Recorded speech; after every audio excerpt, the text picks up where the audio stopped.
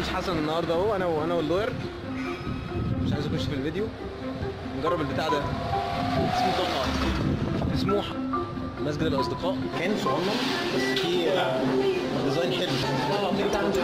ده السبيكر بتاع ده بس الحمام نظيف وحاطين نوعين صابون. الاكل نفسه طعمه حلو جدا، تقريبا مسحنا الاطباق فعلا. الكبده طعمها حلو، السجق طعمه تحفه، بطاطس. مشكله الحمام ان هو صغير شويه، رجالي وحريمي بس هو نضيف يعني، هما بينضفوا كل شويه بس في دي. عدد الترابيزات موجوده حوالي 4 ترابيزات بالظبط، فانا بنصح ان انتوا تجربوه. بالنسبه لنا الموضوع جميل جدا وغالبا هنجربه تاني. طب دلوقتي احنا اكلنا اهو في المكان الجامد ده. يعني اكل 100 100 اكل بقى يعني حاجه جامده. كفته جامده كده مفيد. طحينه جميله الصراحه. حاجه بقى لهم بصراحه 300 جنيه احنا الثلاثه. بيجيب من الاخر.